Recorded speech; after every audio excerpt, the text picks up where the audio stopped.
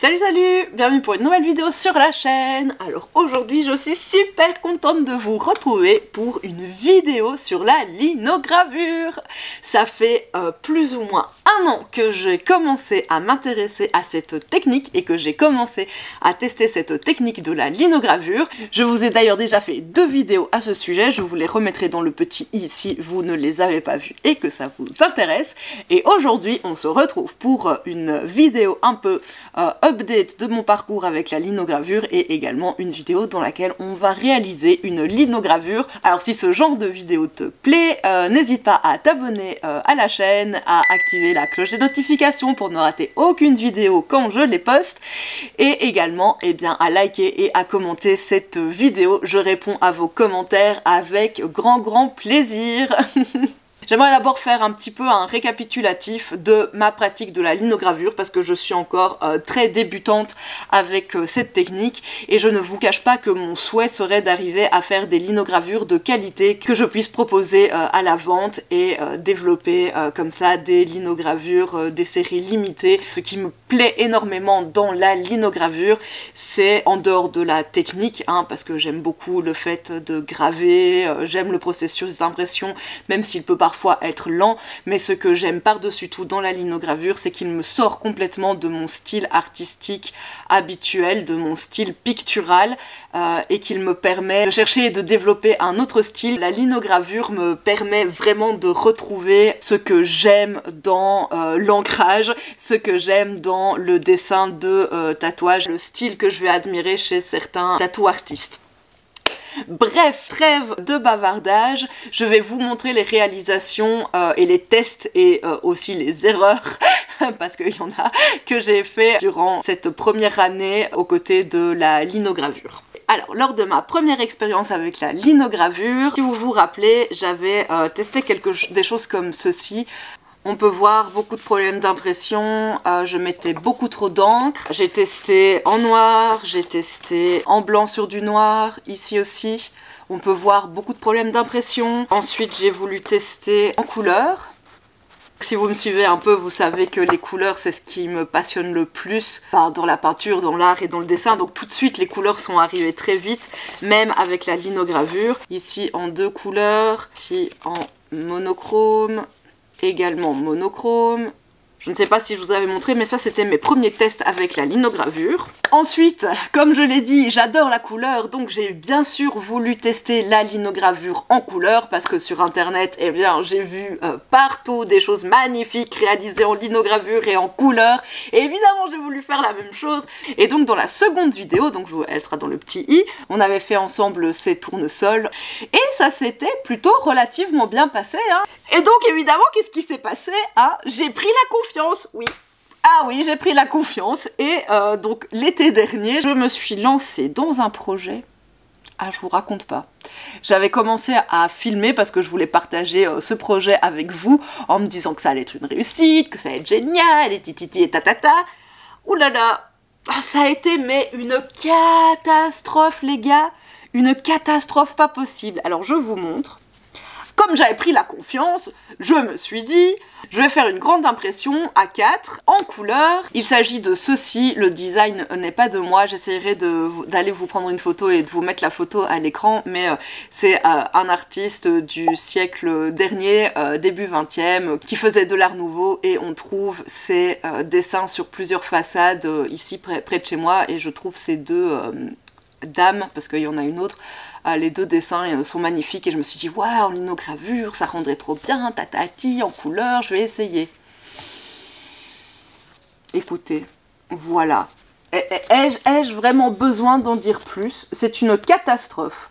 C'est une catastrophe à tous les niveaux. Ma première erreur, ça a été de me lancer dans un projet qui était beaucoup trop ambitieux, vous voyez c'est grand, j'avais également une dizaine de couleurs, mais j'étais mais alors super confiante, parce que comme avec les petits tournesols ça s'était bien passé, relativement bien passé, alors j'étais j'étais super confiante et comme j'étais super confiante et que je m'étais dit si ça rend bien je pourrais les vendre, etc. 19 j'en ai imprimé. Ça a été ma seconde erreur. Si vous débutez en linogravure, bien sûr vous allez faire des séries, mais franchement faites des petites séries, une dizaine, 12, 13 avec les drafts, hein, donc disons 3 qui sont vos essais et votre marge d'erreur, et à la fin 10 linogravures, 10 impressions terminées, c'est largement suffisant quand on débute. 19, je me suis retrouvée noyée, je ne savais plus où les accrocher, où les mettre chez moi pour que ça sèche, sachant que ça ne séchait pas. C'était atroce, il faisait crevant de chaud et pourtant ça ne séchait pas parce que, encore une fois, je n'ai pas maîtrisé correctement l'encre, je n'ai pas maîtrisé correctement l'impression et donc on peut le voir ici et on le sent, beaucoup trop épais, beaucoup trop d'encre et forcément plus j'ajoutais les couches les unes sur les autres, eh ben pire c'était, plus catastrophique c'était, ça séchait encore moins. Donc ça a été ma seconde erreur, et je vous avoue que après avoir perdu un temps infini dans ce projet, parce que j'en ai vraiment imprimé 19, hein, je les ai encore là, hein, il y en a que j'en ai recyclé quand j'ai fait la vidéo sur fabriquer soi-même son papier. Bah, je vous la remets dans le petit si vous l'avez pas vu, donc j'en ai recyclé à ce moment-là, mais j'en ai encore, et clairement il y en a... je vous mens pas, il y en a aucun. Ouais, non, il y en a aucun qui est potable. Je peux, voilà, je peux rien en faire. Bref, c'est atroce. Donc j'avais pris la confiance et voilà, j'ai voulu me lancer dans quelque chose de trop ambitieux. Et je vous avoue que ça m'a complètement refroidi. Et pendant longtemps, je n'ai plus fait de linogravure. Et c'est à ce moment-là que je me suis rendu compte. Mais oui, merci Edith, que j'y connaissais rien en linogravure. Forcément, j'étais novice, j'avais juste regardé 2-3 vidéos voilà, sur YouTube et j'avais essayé. Et je vous avais fait part du coup de ma petite expérience. Et donc je me suis dit, ce serait quand même bien hein, que tu te formes, que tu te renseignes. Et donc j'ai acheté ce superbe livre. Je ne peux que vous le recommander si vous vous intéressez à la linogravure. Il est en anglais, je suis désolée encore une fois. C'est par donc Laura Boswell. Elle a une chaîne ici sur YouTube dédiée à la linogravure. Elle donne déjà beaucoup de conseils, elle montre beaucoup ses techniques en vidéo et elle a sorti, je pense, l'année dernière ce livre qui s'appelle Lino Cut and Reduction Printmaking, Design and Technique. Et franchement, je l'ai lu de bout en bout et c'est une mine d'or forcément d'informations, surtout quand, comme moi, on est relativement novice dans la pratique de la linogravure. Elle s'intéresse vraiment à tout, du matériel pur, aux techniques d'impression, mais également au design et au dessin qui sont appropriés à la linogravure. Je mets approprié entre guillemets parce que en soi, vous le verrez si vous regardez les références d'artistes que je vous aurai mis en barre d'infos, vous verrez que la linogravure permet énormément de possibilités et que tous les styles de dessin, du plus naïf au plus réaliste, peuvent se prêter à cette technique d'impression.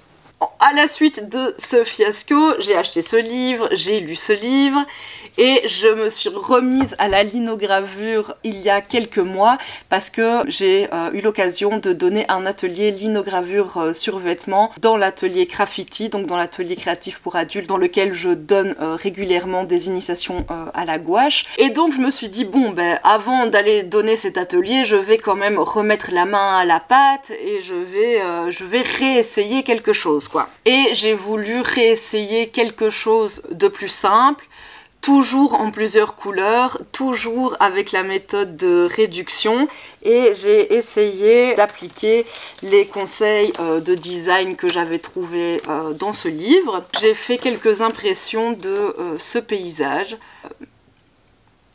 Et de nouveau, je ne suis pas du tout satisfaite de ce résultat. C'était pas une grande réussite, mais ça m'a permis de me refaire la main et c'était carrément suffisant pour l'atelier puisqu'on a imprimé déjà sur du textile et avec des encres à l'huile.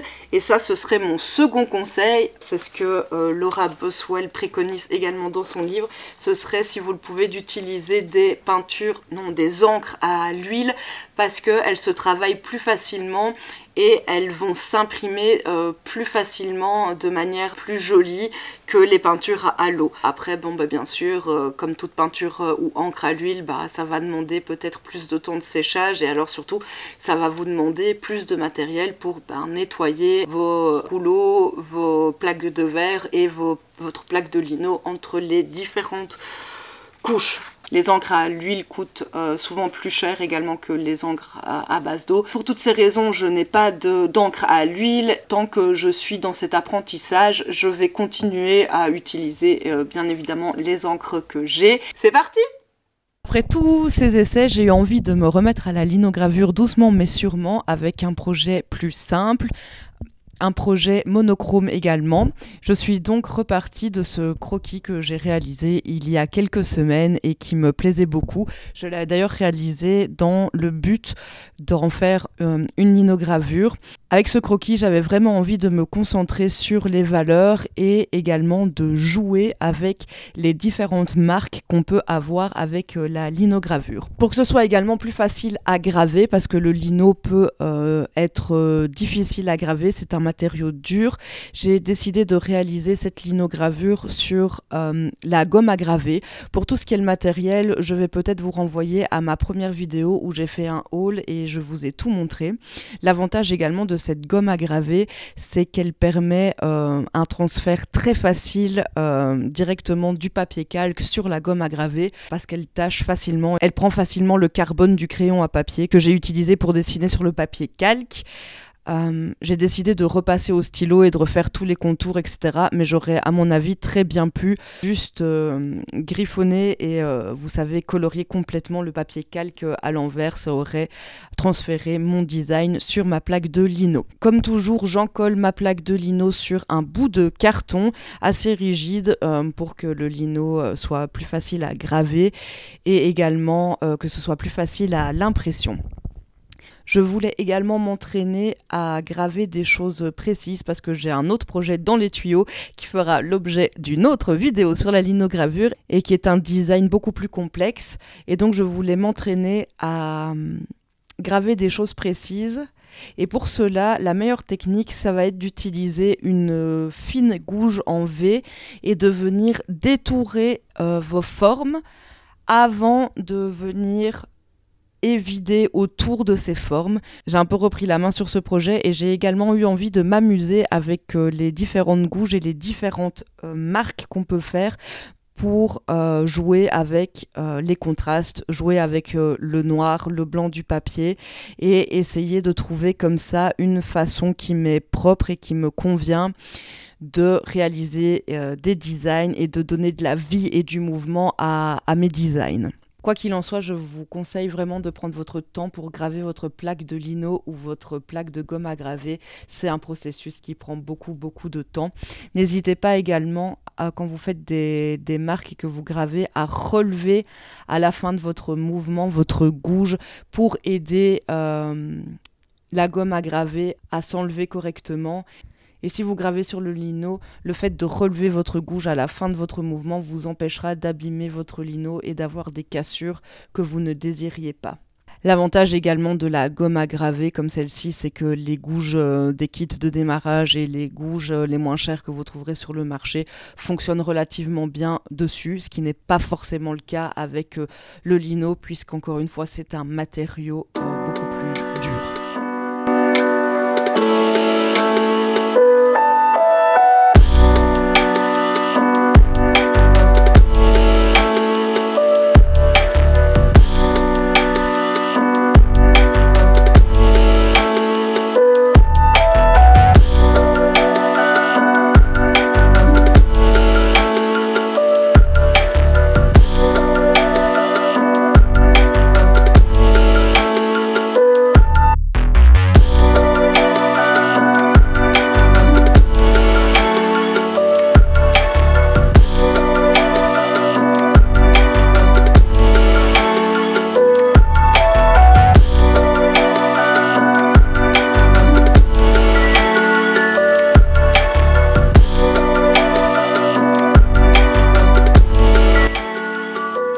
Ensuite, je voulais vous montrer comment on peut réaliser facilement un cadre d'impression avec du carton plume. Donc voilà, comme ma plaque de gomme à graver correspond à un format A5, j'ai décidé d'imprimer sur des feuilles en format A4. Je vais donc tout simplement venir découper un format A4 dans le carton plume, qui se découpe très facilement au cutter, et c'est vraiment un matériau que vous allez retrouver partout et qui coûte rien.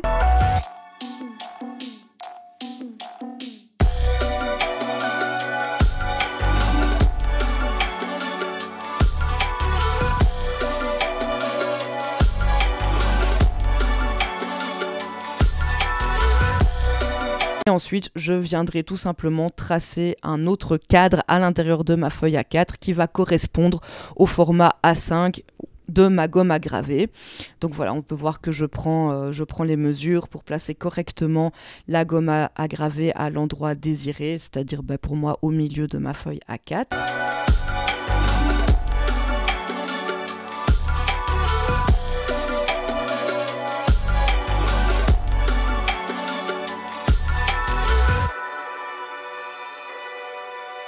Avant de couper définitivement ce trou au milieu de mon carton plume, je viens quand même vérifier avec ma plaque de gomme à graver si ça correspond bien. Et comme j'avais mis beaucoup de colle et également que le carton dépassait un peu de la gomme à graver, j'ai décidé de bien recouper donc les 4 bords pour avoir quelque chose d'assez net et d'assez droit. Voilà, pour être sûr que ça rentre bien et d'avoir quelque chose de, entre guillemets, parfait. Et ensuite, voilà, je viens découper dans mon carton plume la bonne dimension, la bonne forme de ma gomme à graver.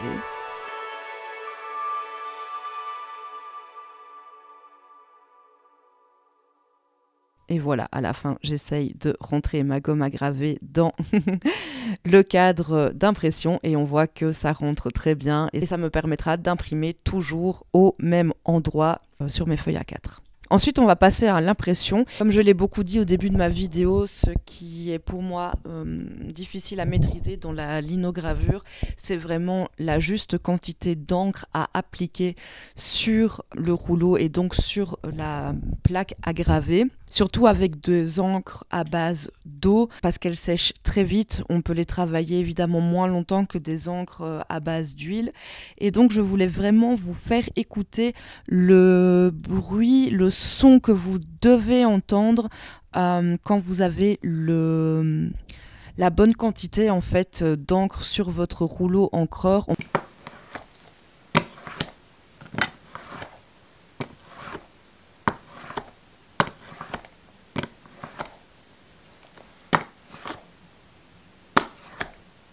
On va vraiment entendre ce petit bruit caractéristique, ce petit son de ch, ch, ch.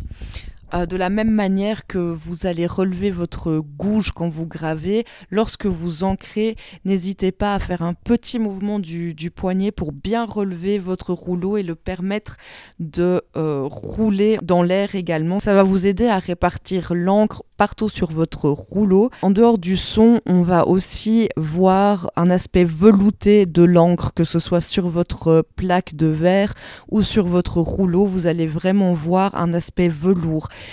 Quand vous voyez cet aspect velours et que vous entendez le ch, ch caractéristique, c'est bon, vous pouvez venir ancrer votre plaque de gomme à graver ou de lino.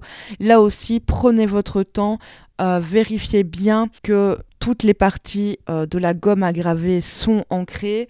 N'hésitez pas à revenir dans votre encre et à remettre une seconde couche sur votre plaque de lino ou votre plaque de gomme à graver. Faites un ou plusieurs tests d'impression avant de vous lancer dans le processus d'impression.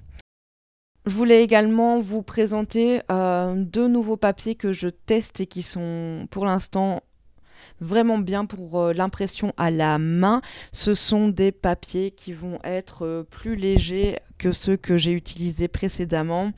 Donc on va avoir un papier à croquis qui fait du 110 grammes au mètre carré, qui est blanc, que je trouve vraiment bien. Et l'autre papier que j'ai utilisé et que j'apprécie également beaucoup, c'est ce papier Craft qui lui fait du 90 grammes au mètre carré et que je trouve vraiment très chouette. La seule chose que je pourrais lui reprocher, alors on aime ou on n'aime pas, ça peut être un style et on peut tout à fait l'assumer et l'intégrer dans ses linos, c'est qu'il est un peu gaufré, je veux dire. Enfin, on voit, et on va le voir sur les images quand je vais imprimer, on a vraiment ces marques de gaufrage qui vont s'imprimer sur la gomme à graver ou la plaque de lino. Mais dans tous les cas, ce sont deux types de papier qui sont vraiment chouettes pour l'impression à la main en linogravure, parce qu'effectivement, je dois appuyer beaucoup moins longtemps que avec d'autres papiers, par exemple le Bristol que j'ai testé précédemment. Donc je vous les recommande les yeux fermés. Et l'avantage de la gomme à graver également, c'est que si vous imprimez comme moi à la main, elle va être plus facile à imprimer que le lino. Vous allez devoir appuyer moins fort pour avoir un transfert qui soit quand même relativement correct. Voilà, je pense que j'ai fait le tour des petits trucs et astuces dont j'avais envie de vous parler pour cette vidéo. Je vous laisse avec le reste des impressions et le résultat à la fin. Et je vous retrouverai dans quelques semaines avec un autre projet de linogravure. Cette fois, on gravera dans du lino, on imprimera en 2 ou 3 couleurs et on aura un design beaucoup plus complexe. Si vous me suivez sur Instagram, vous êtes déjà au courant et vous voyez de quel projet il s'agit. Et pour les autres, eh bien, venez nous rejoindre.